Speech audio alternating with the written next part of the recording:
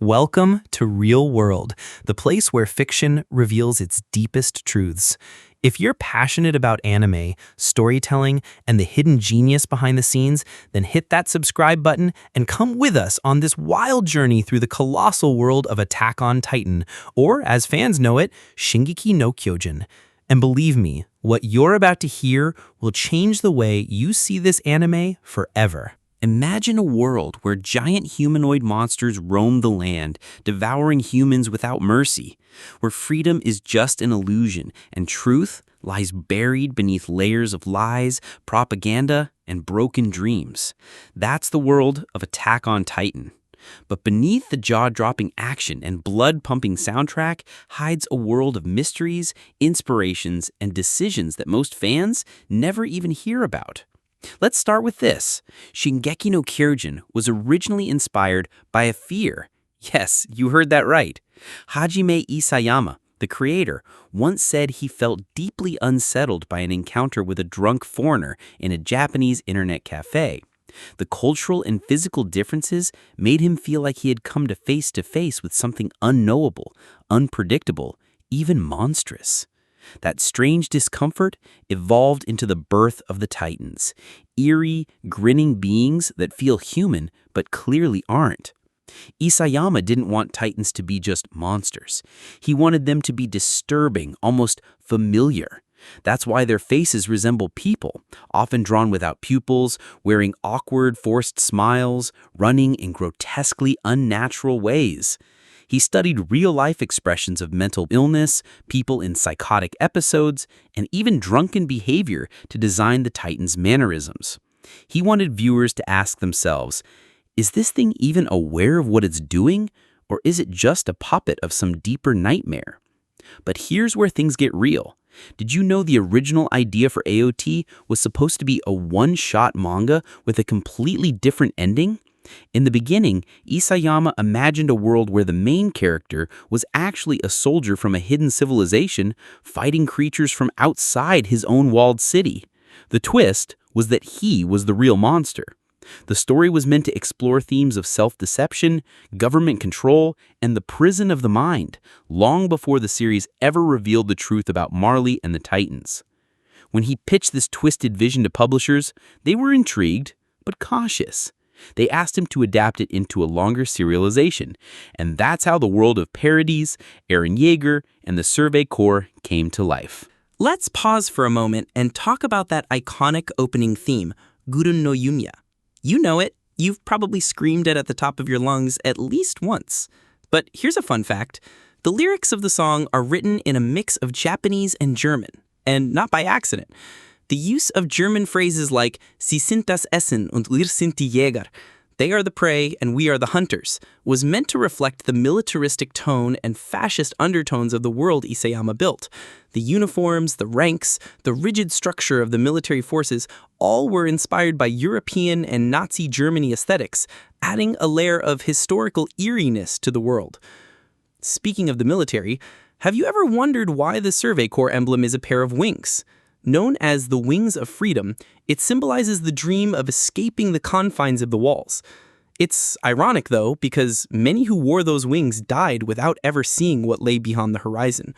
The emblem, in essence, represents hope and death intertwined, a beautiful, tragic contradiction that runs throughout the entire series. Now let's talk Eren. Not the I'm gonna kill them all Eren. Let's rewind to Season 1, Episode 1. Back then, Eren was just a boy who hated being caged. But here's a detail that many miss. His transformation wasn't just physical, it was narrative. From the very start, Isayama dropped hints that Eren wasn't your typical hero. He was never noble like Armand or protective like Mikasa. He was angry, obsessed. And even before he turned into a Titan himself, his story was always one of inevitable transformation. And guess what? The entire narrative of AOT mirrors a real-life psychological concept known as the hero's fall. Unlike the typical hero's journey, where the protagonist grows through wisdom and experience, Eren follows a dark spiral of disillusionment. He doesn't rise into glory, he descends into madness. This was Isayama's deliberate subversion of anime tropes, forcing viewers to ask, what if the person you root for becomes the thing you fear most? And that's just the beginning. Over the next 4 episodes, we're going to unravel mind-blowing secrets, hidden symbols, and the real-life parallels behind one of the greatest anime of our generation. We'll dive into the Titan powers, the lost inspirations from Norse mythology, the real historical wars that influenced the Marley-Eldia conflict, and the controversial choices behind the anime's final chapters. But remember this, in Shingeki no Kyojin, nothing is what it seems. The monsters aren't just outside the walls. Sometimes they live within us. If you're enjoying this ride through the heart of darkness, don't forget to like this video, comment your favorite moment from Attack on Titan, and join our growing army of anime explorers by subscribing to Real World, because here, the fiction is only the beginning. Previously on Real World, we uncovered the strange origins of Shingeki no Kyojin's terrifying titans and the twisted psychology behind its characters. But today, we go deeper, past the walls, past the titans, into the bloodstream of the series. This is where myth, science, and brutal truth collide. Let's start with one of the most mysterious elements in Attack on Titan, the Titan shifters.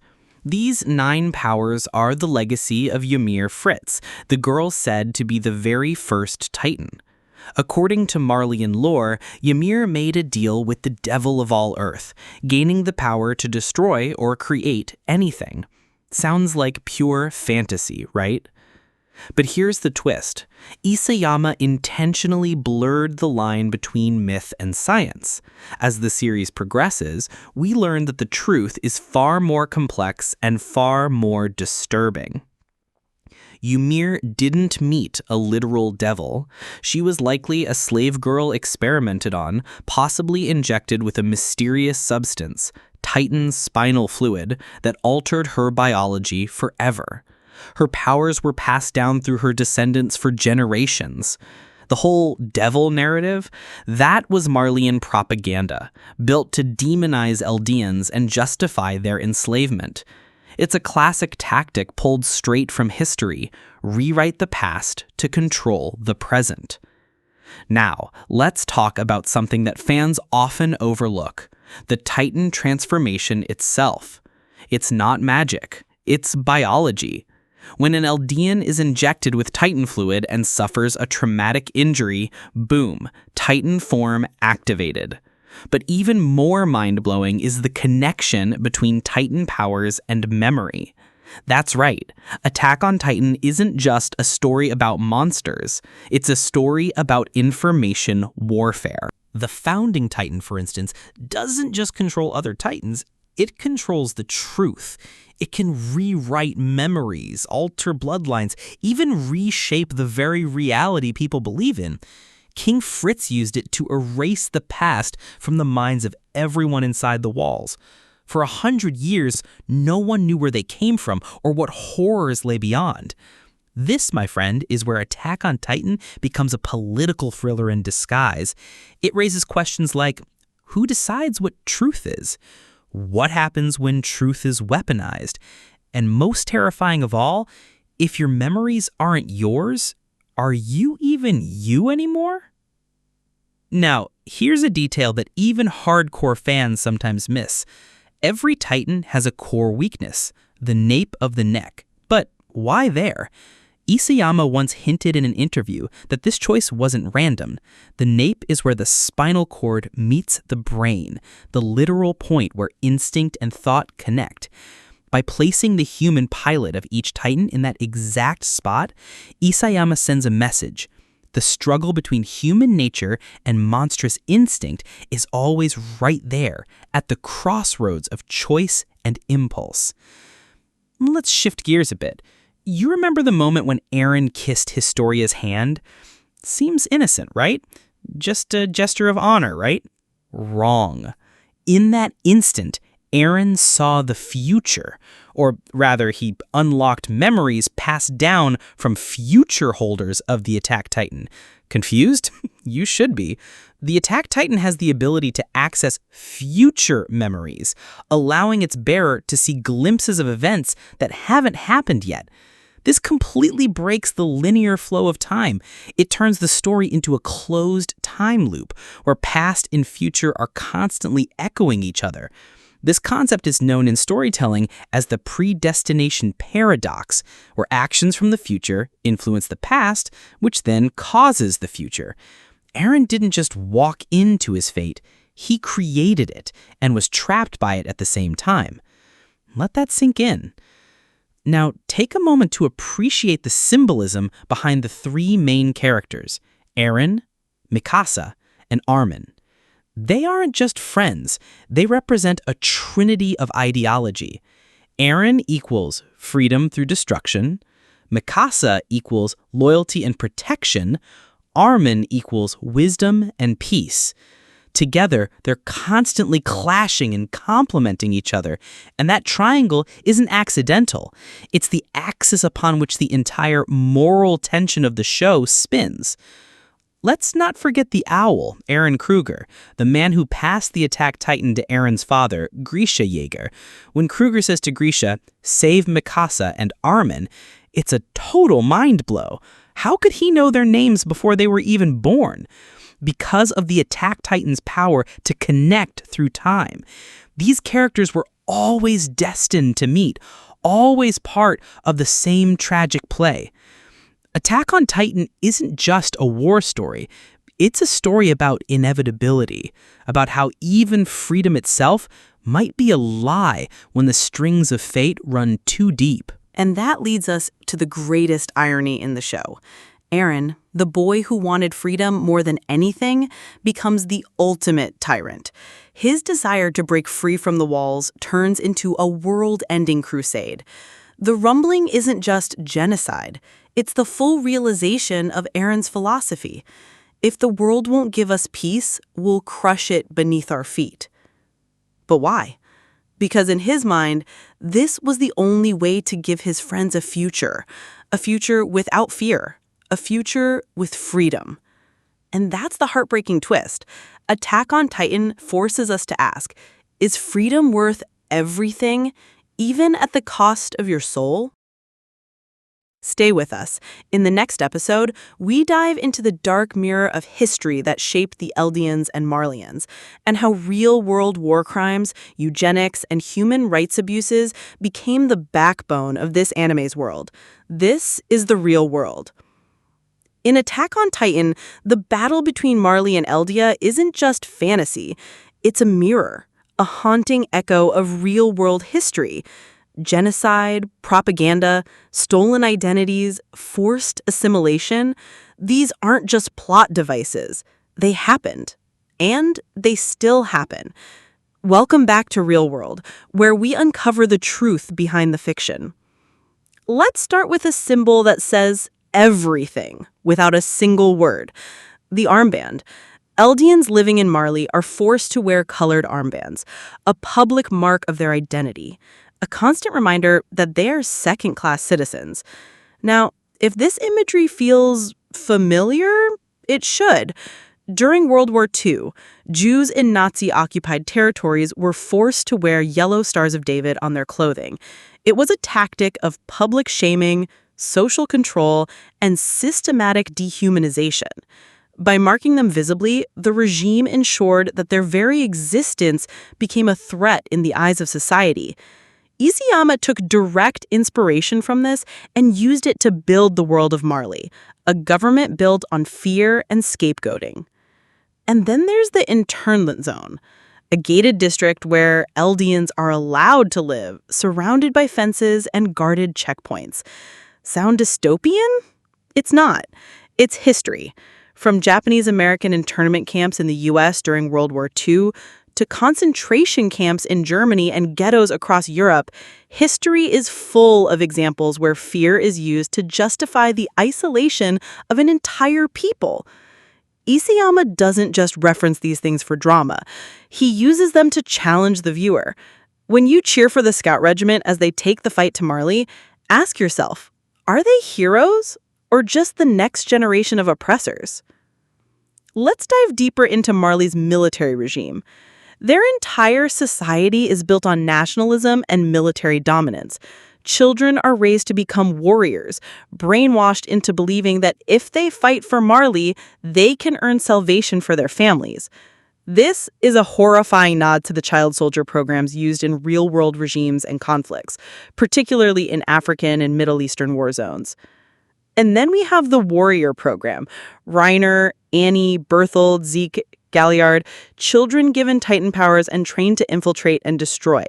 Their minds are torn apart by guilt, duty, and trauma. Just like real-life child soldiers, they are used, discarded, and rarely given a choice. Now let's talk about the Eldian Restorationists, a rebel group led by Eren's father, Grisha Jaeger. They believe in returning to their roots, restoring Eldian pride, and exposing Marleyan lies. But even among them, there's a problem. They cling to a glorified version of their past. Because here's the catch. Eldians weren't always victims. Long before Marley rose, the Eldian Empire was a superpower built on the backs of titans, used as living weapons to crush and enslave. This is what makes Attack on Titan so morally gray. The cycle of oppression goes back and forth. Victims become tyrants, tyrants become victims. This mirrors the rise and fall of real-world empires. The Romans, the Mongols, the British all began as conquerors, claiming to bring peace or civilization, but leaving destruction in their wake. Isayama's world asks, is there such a thing as justice when everyone's hands are dirty? And then there's Zeke Jaeger, Eren's half-brother. Born from a Marleyan mother and an Eldian father, he represents the ultimate identity conflict.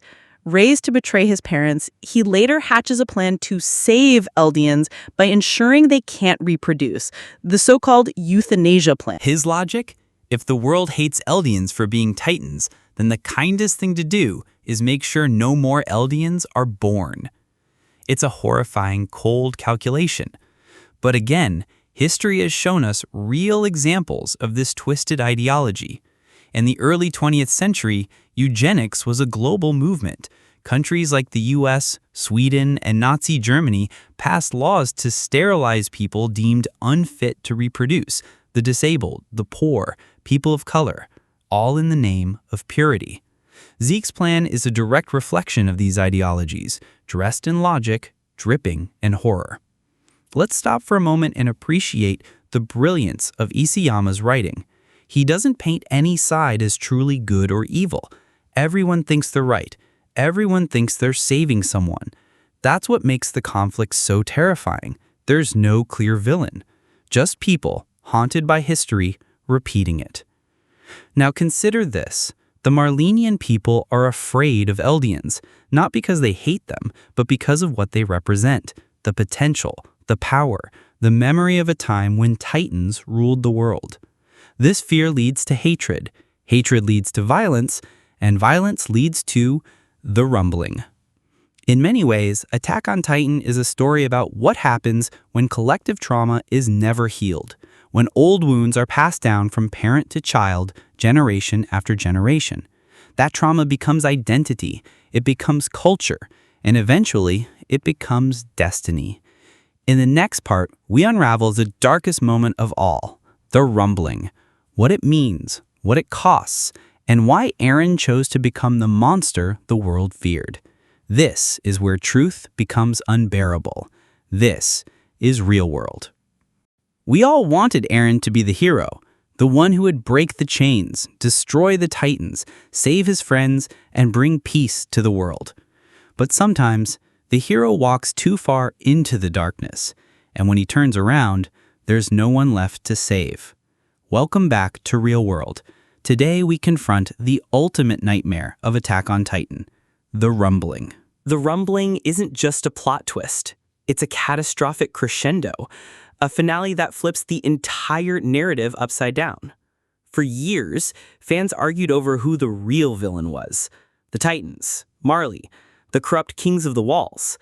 But when Eren unleashed millions of colossal Titans, flattening the world under their burning feet, we realized the truth. The villain was the one we followed all along. Let's go back to the moment Eren crossed the point of no return, when he declared war on the world at the festival in Liberio, when he crushed civilians under a collapsing building, when he transformed in front of Reiner and murdered countless innocents. That was no longer the boy who cried watching his mother die. That was a man driven by a singular, horrific vision. If they won't give us freedom, I'll take it, no matter the cost. But the cost was everything. The Rumbling in its essence is genocide on a planetary scale. It's not revenge, it's not justice, it's eradication. Eldia's enemies would be wiped out, yes, but so would their cultures, their children, their histories, their dreams. Innocent lives reduced to ashes under a billion-ton march of fire and bone. So why did Eren do it? Some fans say it was grief, others say it was vengeance, but the most chilling answer is this. Eren believed he had no choice. His power to see the future showed him a world that could never forgive Eldia. And in that vision, only one path remained: destroy or be destroyed. This is the ultimate moral tragedy of the series. Eren doesn't act out of cruelty, he acts out of hopeless clarity. He saw the future, and he hated it. And still, he walked toward it. There's a moment during the Rumbling that hits harder than any Titan battle. As the world is being destroyed, we see people, innocent families, children, lovers, holding hands, praying, screaming, accepting their death. It's a montage of humanity's final breath.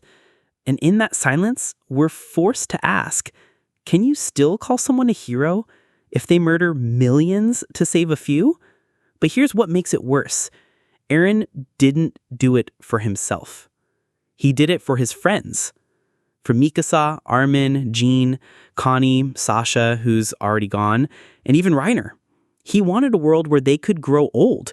They could be free. In his twisted mind, that meant becoming the devil that bore their sins. Sound familiar? That's because it's the same philosophy Zeke believed in, but flipped. Where Zeke wanted to end all Eldians so no one would suffer, Eren wanted to end everyone else so Eldians would never suffer again. Two brothers, two paths, both equally extreme, both equally tragic. And still, in the midst of this apocalyptic nightmare, there's something even more painful: the betrayal.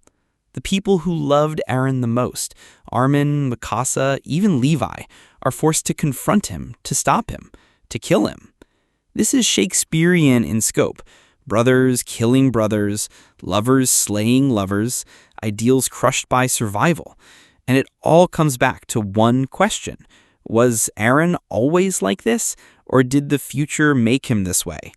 The scene where Armin pleads with Eren in the Path Dimension is haunting. Why, he asks, why did you go so far? And Eren, the boy who once wanted to see the ocean with his friends, now replies with broken eyes, because I had no other choice. But there's a chilling twist. Eren wanted to be stopped. He orchestrated his own downfall. He knew his death would make the world unite, that the remaining humans, Marley and Eldia and beyond, would rally together after he became the monster. His death would bring peace through mutual fear. And that's the saddest truth of all. Eren Yeager sacrificed himself not for freedom, but to become the enemy everyone needed. He wasn't saving the world, he was unifying it through horror. Let's not forget the impact this has on the survivors. Mikasa, who loved him until the end, is the one who delivers the final blow.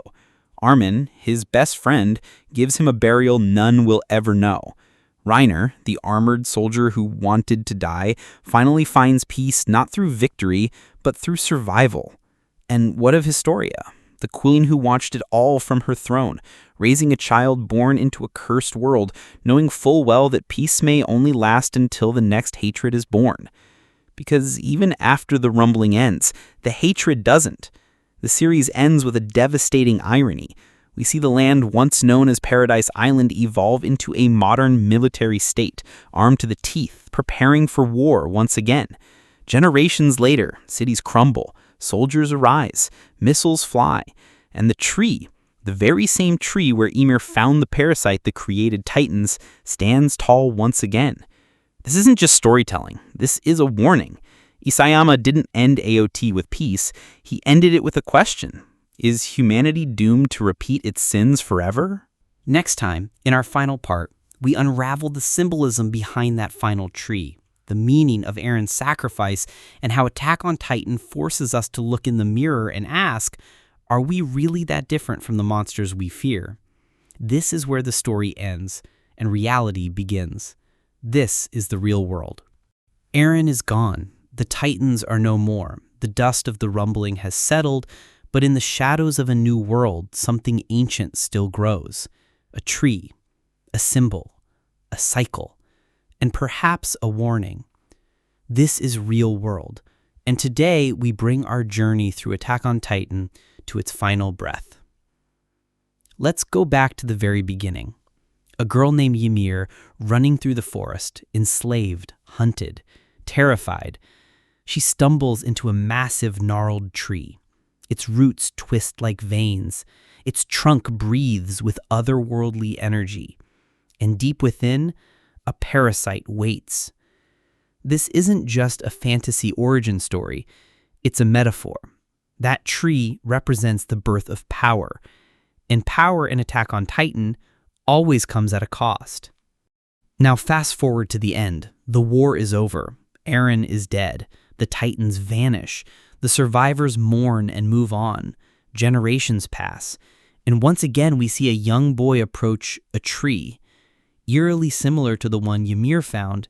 The bark, the roots, the hollow entrance. It's all there. The story has come full circle.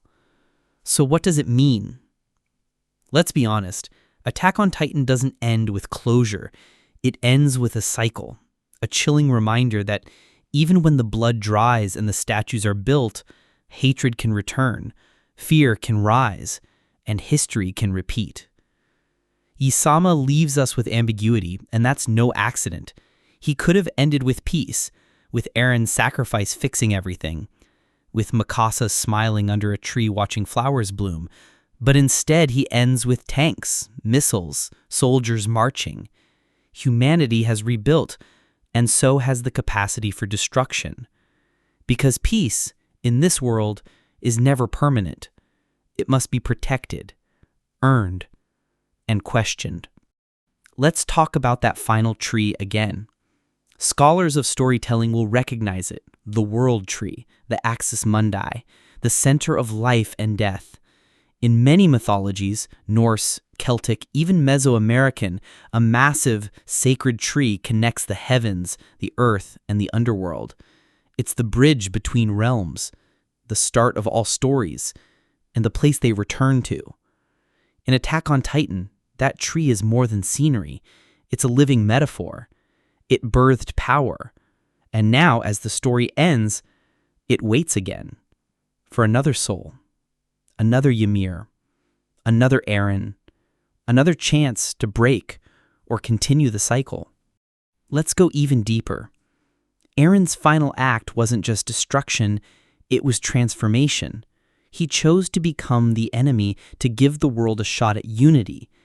But the beauty and horror of Shingeki no Kyojin is that unity doesn't last. The very thing Eren died to create begins to crack again. It's a brutal truth, and it forces us to ask, was he wrong or were we? Maybe that's the point. Maybe Attack on Titan was never about heroes or villains, never about titans or walls. Maybe it was about us, our history, our violence, our capacity to repeat the same mistakes while convincing ourselves we're different. Every character in this story represents a part of us. Eren, the rage that won't be silenced. Mikasa, the loyalty that becomes blind. Armin, the dreamer caught between ideals and reality. Reiner, the broken soldier who lives in two worlds. Zeke, the philosopher who gave up on humanity. And then there's Ymir, not the god, not the monster, but the girl, the child, the slave, the symbol of every soul who never got to choose. In the end, her freedom came not from war or power or revenge. It came from a moment of mercy. From someone, Mikasa, choosing love over rage, vulnerability over strength. And in that moment, Ymir smiled. Because finally, someone made a different choice. That's the message. The only way to end the cycle is to choose something different. Not hate, not fear, not domination, but compassion, understanding, forgiveness. Those are the real weapons, and that is the real world. To every fan who cried, who raged, who debated every moment of Shingeki no Kyojin, this story was yours. It showed us the horror of war, the weight of freedom, and the danger of unchecked power. But more than that, it reminded us that we are the ones writing the future. Whether we repeat the past or build something better is up to us. Thank you for joining us on this journey. If you felt something, if you learned something, if Attack on Titan changed you like it changed us, leave a comment below, subscribe to Real World, and share this with someone who needs to hear it. Because here we don't just talk about fiction, we uncover the truth inside it.